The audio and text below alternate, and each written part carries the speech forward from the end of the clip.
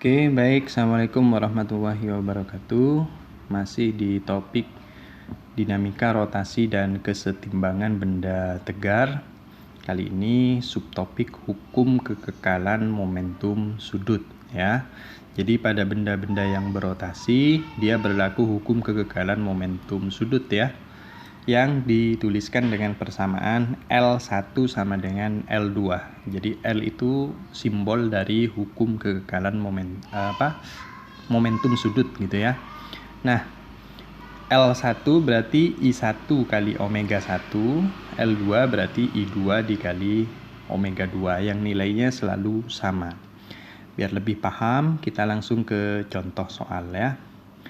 Penari sepatu es memiliki momen inersia 4 kg meter kuadrat ketika kedua tangannya terentang dan berputar dengan kelajuan 1,8 putaran per sekon. Ketika kedua tangannya dirapatkan, momen inersianya 1,2 kg meter kuadrat.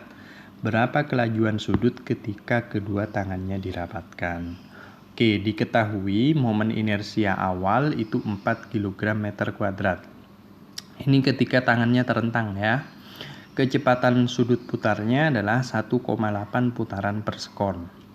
Kemudian tangannya dirapatkan sehingga momen inersianya menjadi 1,2. Maka kelajuan sudutnya berapa?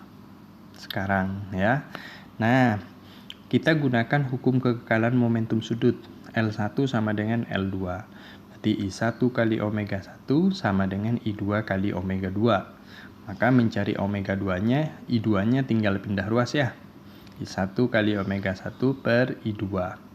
I1-nya 4, omega 1-nya kan 1,8, I2-nya 1,2. 4 bagi 1,2 itu 0,3.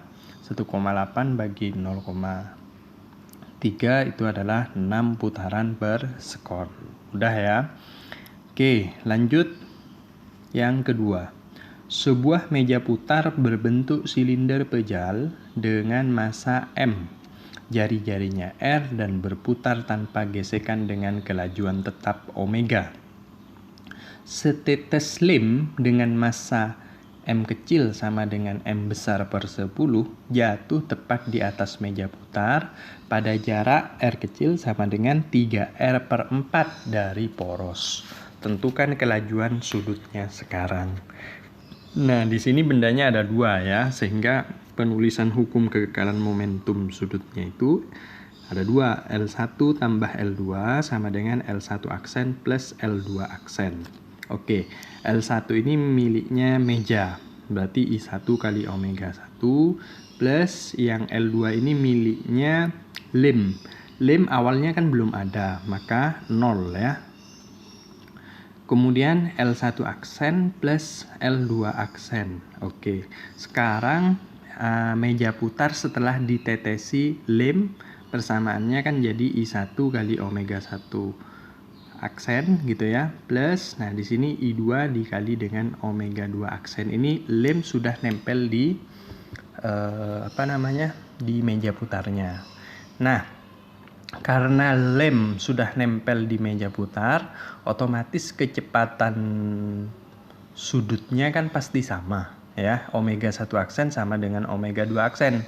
Langsung saya simbolkan dengan omega aksen gitu ya, biar cepat. Nah, kita teruskan ke bawah. I1 kali omega 1 sama dengan I1 plus I2 dikali omega aksen. Oke, tujuan kita mau nyari omega aksen ini. Berarti I1 kali omega 1 per I1 plus I2.